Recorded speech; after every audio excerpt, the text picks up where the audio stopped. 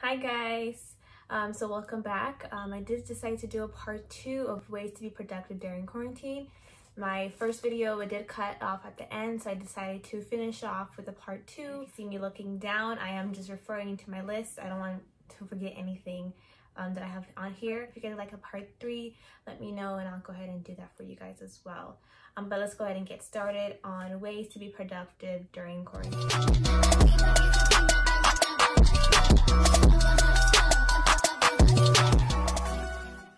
So number one, ways to be productive during quarantine is, of course, read a book. I think this, for me personally, that I want to do. I know for 2020, I said I'm going to read more. I'm pretty sure that maybe you have the same goals, that you wanted to read more. What perfect time than now? You don't have anything really distracting you. You don't have other things going on in your life. You are able to set aside time to really read a book. Maybe try to read one book a month, or maybe if you're really good at reading books and you have more time, maybe you can do a book a week. You know, I feel like these are pretty achievable goals. For me, I'm trying to finish a book by the end of this month. So today is the 20th, so I have a few more days. I'm trying to finish a book. I haven't even started on the book, so I'm starting on it. Hopefully today, that's my goal. And then my goal is to finish by the end of this month. So me and my dad have made this goal.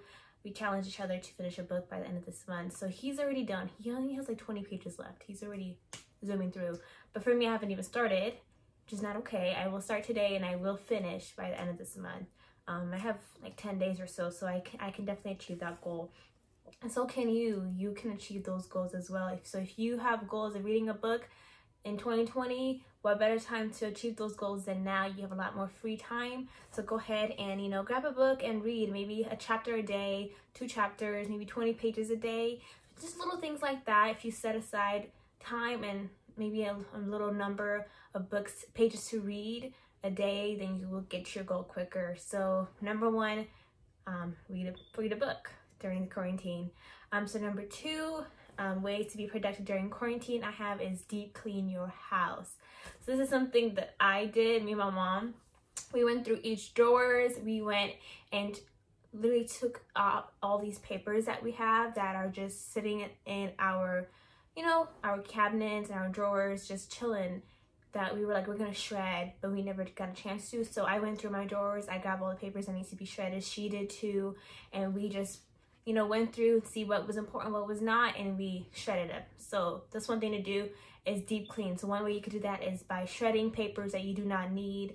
Another thing I did is I went through my clothes and I give away things. I didn't give them to Goodwill or anything yet, but I put it aside. So once everything is clear and we're able to, go interact, I'm able to go ahead and donate my clothes to Goodwill or Salvation Army, things like that. So I went ahead and went through the clothes that I do not wear anymore, that are at fashion or I just don't care for, or just not my style anymore. I went through and, put them in a bag and reorganize my clothes. So you can do that. Another thing for my ladies, let's wash our makeup brushes. This is another thing to do. Let's make sure we are washing our makeup brushes, we are deep cleaning, we are just on top of that. So that's another way to make your quarantine time more productive, is deep cleaning. Another thing I have is check in with yourself. What better way to be productive than starting with yourself, your mind. So for me, what I do is, I don't know, maybe to you might be a little weird, but I like video diary myself sometimes. So like I'll record myself and I would just be like, how are you doing? Like, ask myself like, how are you doing? Or I won't even record myself sometimes. I'll just chat with myself like, how are you doing? How do you feel right now? How do you really feel? And I don't have to pretend that I'm okay, I'm fine, because it's just me. Like, I don't have to pretend. I keep it real, with myself. Like, I don't have to put on a mask, and I will let myself know, like, I'm actually kind of sad about this, or I am good. And if I'm like, if I am sad about something, I'm like, I feel kind of sad. I'll ask myself, why are you sad? What is wrong? Why does that make you sad? I ask myself these questions, just to really know what's wrong, so I can, get at the bottom of it instead of just trying to hide and mask it away, because then that just ends up blowing out in other ways that you don't want it to. So the only way for me to really get over something or to really check in with myself is if I'm asking myself questions and I'm being real. And if it's weird for you to record yourself, you know, making these questions, or to talk to yourself. What you can also do is journal. In the journal, you can ask yourself, how are you feeling? You know, question, how are you feeling? Answer, and you can answer. Be real with yourself. No one's gonna read this. Tell yourself, like, I'm feeling good, or actually I'm not. I'm having a really hard time with the quarantine. Whatever it is, just, you know, be real with yourself and check in with yourself. So that's one thing I do. Again, you can journal. Another way to check in with yourself or being real with yourself is taking care of yourself.